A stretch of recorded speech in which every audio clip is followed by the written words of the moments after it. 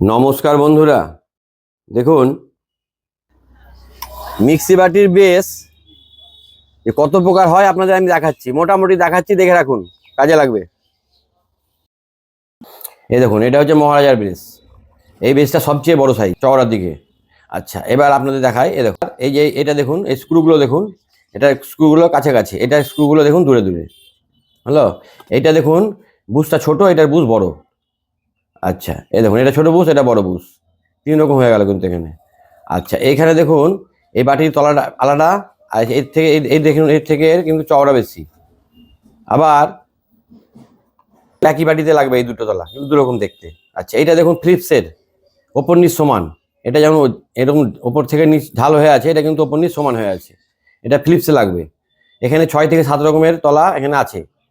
তো এই ক্ষেত্রে দেখুন, বাটিতে মানে তলা লাগাতে গেলে প্রথমে মেপে দেখতে হবে যে কোনটা এখানে লাগবে। এক্ষেত্রে দেখুন, এই বেসটা এখানে লাগবে। এটা হচ্ছে মহারাজা কোম্পানির বাটি, মানে মিক্সির বাটি। তো প্রথমে কি করতে হবে, এই কাপলিংটা খুলে নিতে হবে, ওয়াসারগুলো বার করে রাখতে হবে। তারপরে এবার দেখুন, এই যে এই তলাটা সবসময় ব্লেডটা বার করে রাখলাম, এই তলাটা হিলে গেছে। তো সেক্ষেত্রে তলা হিলে গেলে কিন্তু ওই টাইট করা যায় না। কি করছি দেখুন, এই দণ্ডের সাহায্যে আমি এই ওয়াসারটা রাখলাম, বুশটা বার করলাম, তলাটা পুরোটাই খুলে গেল, মানে আলগা হয়েছিল, নিজে নিজেই খুলে গেল। আর ভাঙা অংশটা ভিতরে ঢুকে থেকে গেছে। এই দেখুন, এই জায়গায় এগুলো হটিয়ে দিলাম।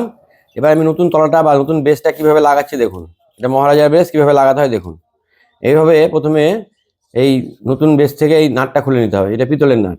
এখানে দুখানা ওয়াসার দেওয়া আছে, একটা স্টিল ওয়াসার, একটা প্লাস্টিক ওয়াসার। এবার এই বাটিটা প্রথমে এখানে বেসের উপর বসাতে হবে, প্লাস্টিক ওয়াসার দিতে হবে প্রথমে, তারপরে স্টিলের ওয়াসারটা দিতে হবে। এই দেখুন, তারপরে এই পিতলের নাটটা দিয়ে এখানে টাইট দিয়ে দিতে হবে। প্রথমে হাত দিয়ে হালকা হালকা করে টাইট দিতে হবে। যখন খুব টাইট হয়ে যাবে, মানে হাতে আর টাইট হবে না, তখন কোনো রেঞ্চের সাহায্যে টাইট দিয়ে দিতে হবে। আমি এই যন্ত্রের সাহায্যে টাইট দিয়ে থাকি,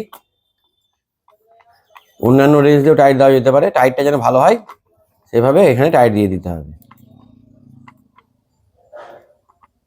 পুরো একদম টাইট হয়ে গেল, আর টাইট হওয়ার জায়গা নেই। এবার দেখুন, পুরো কমপ্লিট হয়ে গেল। এবার এখানে এই যে স্যাপের সঙ্গে ব্লেড লেগেছিল, এখানে দুটো ওয়াসার দিলাম,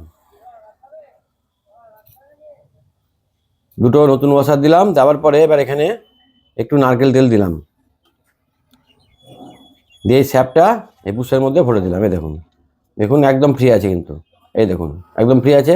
এক হাতে ব্লেড ধরলাম, এইখানে যে থ্রেডটা আছে, থ্রেডের নিচে যে পরিমাণ গ্যাপ আছে সেই পরিমাণ ওয়াসার দিতে হবে। দুটো দিলাম ওয়াসার, একটা স্টিল ওয়াসার দিলাম। যে কাপলিংটা এই যে ঘড়ির কাঁটার উল্টো পাক দিয়ে লাগিয়ে দিলাম। এক হাতে ব্লেড ধরে কাজটা করতে হবে।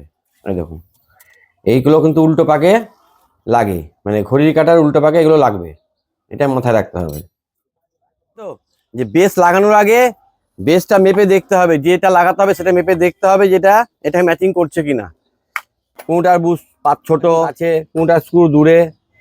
তো লাগানোর আগে এই জিনিসটা লক্ষ্য রাখতে হবে। এটা মহারাজা কোম্পানি হলে এই তলাটায় লাগাতে হবে। এই যে সবচেয়ে ছোট, মানে একদম উপর নিচ সমান, এটা হচ্ছে ফিলিপসের। তো যাই হোক, সকলে ভালো থাকবেন, সুস্থ থাকবেন। আর আমার ভিডিও যদি ভালো লাগে লাইক কমেন্ট শেয়ার করে পাশে থাকবেন। নমস্কার।